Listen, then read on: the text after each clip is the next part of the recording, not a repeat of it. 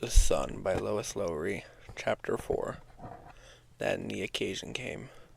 I just realized that the biology teacher never returned the posters I let him use, Dimitri said irritably at lunch, and I'll need them tomorrow morning. I'll go get them, Claire offered. Thanks, the lab director nodded in her direction. That's a help. There will be a group of volunteers starting indoctrination, and the visual aids make things easier. They were eating in the hatchery cafeteria, 6 of them at the same table. There were no assigned seating, and today Claire, balancing her tray of prepared food, had made her way to an empty chair at seating. And today Claire, balancing her tray of prepared food, had made her way to an empty chair at this table, where the director was already sitting with several technicians. He was talking about a set of demonstration posters that he liked to use when there were visitors being given a tour of the facility. The biology teacher had borrowed them, and they had not yet been returned. Notify the school. They'll have a student bring them. One of his technicians had finished eating and was tidying his tray.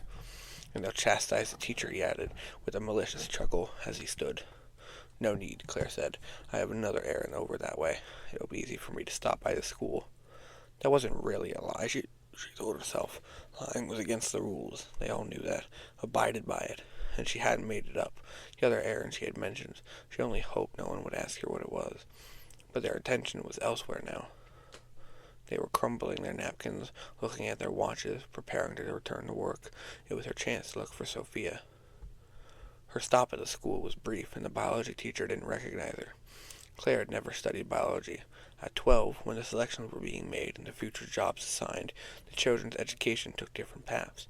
Some in her group, she remembered a boy named Marcus, who excelled in school and was assigned a future as an engineer, would continue on and learn various sciences. He had probably completed biology by now, she guessed, and would be studying higher mathematics, or astrophysics, or biochemistry, one of the subjects that was whispered about when they were young, as incomprehensibly difficult. Marcus wouldn't be in his ordinary school anymore, but in one of the higher education buildings reserved for scholars. Though she had been young at the time, Claire remembered when Peter, her brother, had moved on to higher education.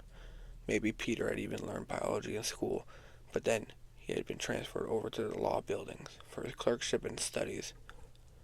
The hallways were familiar, and she found the biology classroom without difficulty. I had intended to return these, the biology teacher told her, handing Claire the rolled-up posters. Would you please tell him that I didn't realize he would need them back so soon? He sounded slightly annoyed. Yes, I'll tell him. Thank you. Claire left the teacher there at his desk in the classroom and made her way down the hall toward the front door. She glanced into the empty room. School hours had ended and the children had gone to their various volunteer jobs in the community, but she was familiar with some of the rooms, and she recognized a language teacher who had leaned over a desk, packing things into a briefcase. Claire nodded uncertainly when the woman looked up and saw her. Claire, is it? The teacher said. What a surprise. What? But she didn't continue the question, though the look on her face was curious. Certainly the teacher would have remembered her selection as birth mother, and clearly a birth mother had no business in the school, or in fact anywhere in the day-to-day geography of the community. But it would have been extremely rude to ask why Claire was there, so the teacher cut off her own questions, simply smiled in greeting. I'm just here collecting something, Claire explained, holding up a cylinder of posters. It's nice to see you again. She continued down the hall and out through the front entrance of the education building and took her bicycle from the rack by the steps. Carefully she attached the bundle of papers securely to the holder on the back of the bike. Nearby, a gardener transplanting a bush glanced at her without interest. 2 children on bicycles pedaled past quickly, rushing toward something, probably worried about being late for the required volunteer hours. Everything was familiar, unchanged, but it still felt odd to Claire to be back in the community again. She had not ventured far from the hatchery before this, just a short excursions with her co-workers. Over there, she thought, looking down the path she had ridden to get to the school. I can almost see the dwelling where I grew up. Briefly, she wondered about her parents, whether they ever thought of her, or, for that matter, of Peter. They had raised 2 children successfully, fulfilling the job of adults with spouses. Peter had achieved a highly prestigious assignment, and she, Claire, had not. Birth mother.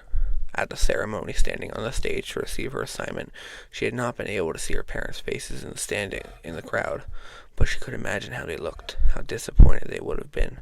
They had hoped for more from their female child.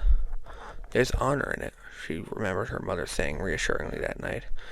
"Birth mothers provide our future population." But it felt a little like those times when they had opened the dinner delivery containers to find that the evening meal would be grains prepared with fish oil. "High vitamin D," her mother would say in that same cheerful voice, in an attempt to make the meal seem more appealing than it really was. Claire biked away from the education buildings and hesitated at the corner where several paths intersected.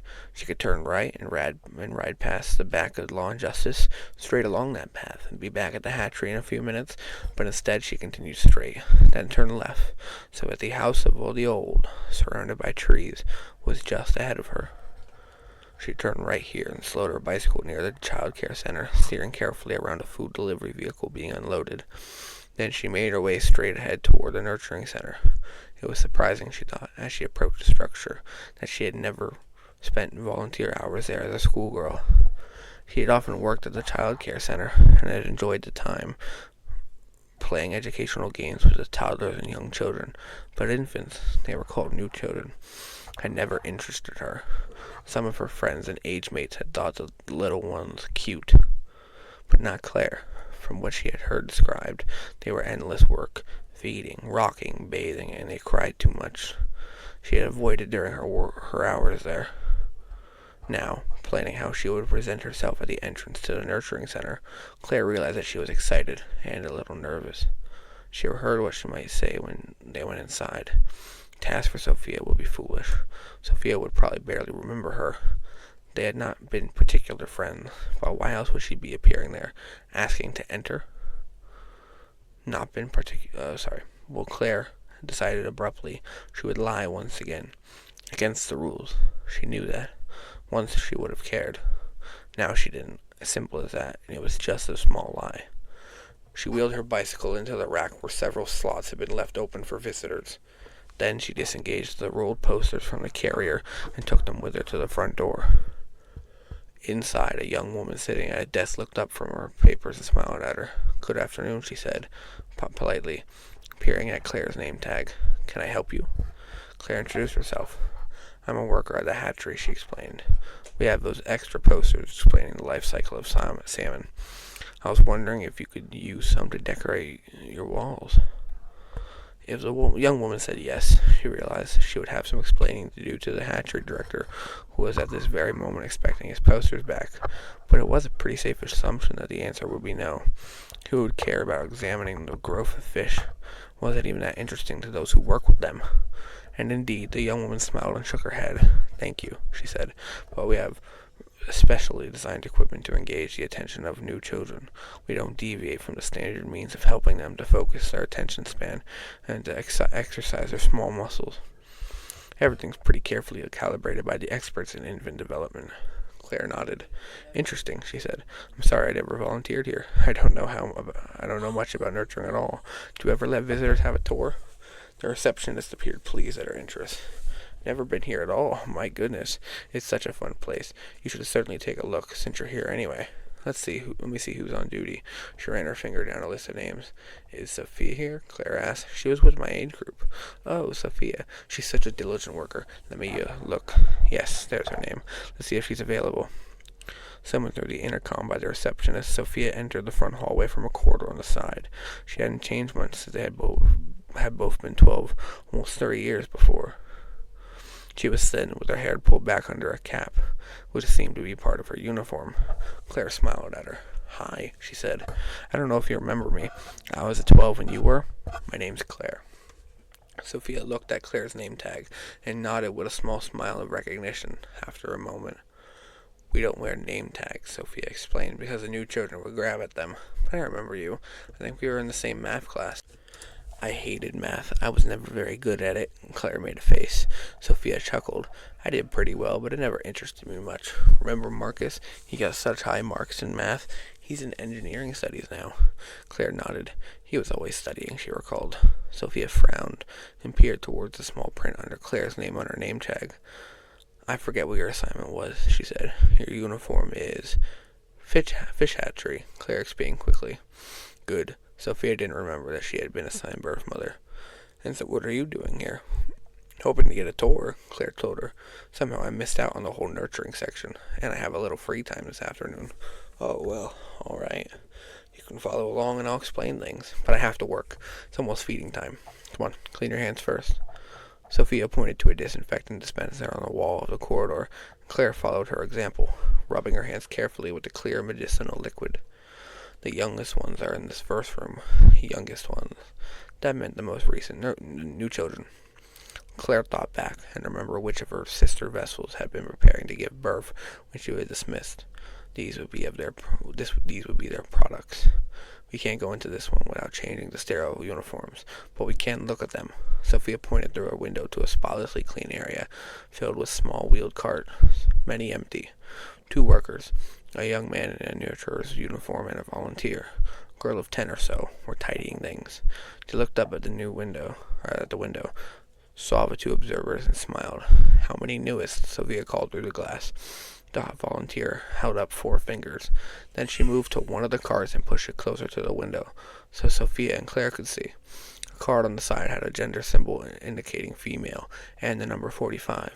45, Claire asked, looking down at the infant, who was wrapped tightly in a light blanket, with only its small face exposed. The eyes were tightly closed. "What's that mean?" Sophia looked at her in surprise. "Number 45. 45th new child this year. Just 5 more to come. Don't you remember? We all had numbers. I was 27. "Oh, yes, of course. I was one of the earliest ones our year. I was number 11. And she did remember, now as Sophia had reminded her. After age 12, the numbers didn't matter much, or rarely referred to. But being number 11 had served her well when she was young. It had meant she was the 11th new child her year, older, therefore, than so many others, like Sophia, who had been later to walk and talk, later to shoot up in height. By 12, of course, most of that evened out, but Claire could remember being a 5 and a 6, and proud that she was a little ahead of so many others. "What about the other ones in this year's batch?" Claire asked. Sophia gestured. "The oldest, numbers 1 to 10. They're in that room over there. A couple of them can walk already." She rolled her eyes. "It's really a nuisance to chase after them." She started down the hall and turned a corner, Claire following. "Then the next oldest are here." Another large window allowed the 2 young women to look into a room where a group of infants crawled on the carpeted floor strewn with toys, while their attendants prepared bottles at a counter and sink against the wall. "So they're arranged in groups of 10? Sophia nodded. 5 rooms, and 10 in each. When we have our full 50. Right now we still have a few newborns doomed to come in. Then, when we reach 50, no more till after the next ceremony." She waved cheerfully at the volunteer putting the bottles into the warming device, and the young girl grinned and waved back. "Then, of course, after this year's 50 are assigned, we start fresh, after the ceremony, with new ones coming in gradually. It's like a little vacation. It's a while still till the ceremony, but you almost have a full 50. It's timed over at the birthing unit, so we don't get a batch of newborns late in the year. Parents being given new children don't want brand new ones. Too much work? Not really. You saw a minute ago, those newest ones, they mostly sleep, but it's a lot of responsibility, keeping everything sterile. Also, you can't play with the new ones. Parents like to play with their children when they get them." Claire was half listening. 36, she thought. Her product had been number 36. She had kept the number firmly in her mind. Next is the third 10, she asked. "Let me think. 1 to 10. Then this group is 11 to 20. The next group will be 21 to 30, right?" "Yes, over there, across the hall. I usually work with that group. I'm going to have to go back in a minute to help feed." Claire glanced through the window that displayed Sophia's group of infants, who were dangling in swings suspended from the ceiling, kicking their bare feet against the carpet. A male attendant was changing one on a padded table. He noticed the girls and pointed meaningfully to the large clock on the wall. Sophia opened the door a crack, and Claire could hear the gurgles and giggles as the infants talked to one another. She smiled. She had not thought of new children as being appealing. Not at all. But there was a sweetness to these little ones, she had to admit. She could understand why new parents wanted ones they could play with. "I'll be right in," Sophia was telling her coworker. "I'm giving a tour." Or, she turned to Claire, "we can stop here. There's only one more group, the next to youngest. They're not that interesting. Want to come in and play with these? You could feed one if you want." Claire hesitated. She didn't want to seem oddly interested in a particular group. "You know," she told Sophia, "I'd really like to peek at the last group, just so I can say I've seen them all, if you don't mind." Sophia sighed. "I'll be back in a minute," she told the uniformed man who had placed the newly changed infant back in a swing and was now taking small bowls of cereal from the warmer. "Over here," Sophia told Claire, and led her to the last room in the corridor. So these would be, let me think, 31 to 40? Correct. Sophia was clearly eager to get back to her own charges, next to newest. "May I go in?" Claire was looking through the observation window. Each small crib held an infant, and two attendants were propping warm bottles on padded holders beside their heads so that they could suck. "Our guest," Sophia opened the door and asked. "We have a visitor. Could you use a hand for this feed?" A uniformed man smiled. "How about two hands? We can use all the help we can get. I have to get back to work with my own group, but I'll leave her here with you." "Thanks, Sophia. It's been good to see you again," Claire smiled. "Maybe we can get together for lunch or something." "Yes, come back any time. Best is when they're napping, though." Sophia gave a brief goodbye gesture and returned to her own assigned room. Claire entered timidly and stood watching as the final bottles were distributed. "There," the attendant said. "Everyone's been served. Now we have to check from time to time and make sure they're all properly placed. Of course they'll yell if they lose hold of the nipple, won't you?" He glanced down with a smile at one of the infants who was industriously sucking at the milk, and then, one by one, we pick the little guys up and pat their backs till they burp. "Ever done that?" Claire shook her head. "Till they burp." She couldn't even imagine it. "No." He chuckled. "Well, you can watch. Then, if you want to give it a try." He lifted one of the infants from the crib. Claire moved forward and saw the number. 40. She glanced around to see if the numbers were in order, but the little beds were on wheels and seemed to have been placed randomly. As she watched, the attendant took 40 to a rocking chair in the corner and sat down with the little one against his shoulder. The other attendant, a young woman, leaned forward over a crib with a sniff and said suddenly, "Uh-oh, 34 needs changing." She wrinkled her nose and pushed the crib over to the changing area. "You'll have to finish your bottle after I clean you up, little girl," she said with a chuckle, and lifted the infant to the table. Claire noticed then that each small crib here was also tagged with a gender symbol. She made her way past the little beds, glancing in at the infants, some sucking serenely on their milk, others gulping lustily. Suddenly one in the crib marked "male" let out a shriek, then switched to a loud wail. "I don't need to ask who that is," the man said, continuing to pat and stroke the back of the infant he held. "I recognize his voice." Claire looked at the number on the crib that contained the howling new child. "It's 36, she told him. "Of course it's 36, the man replied, laughing.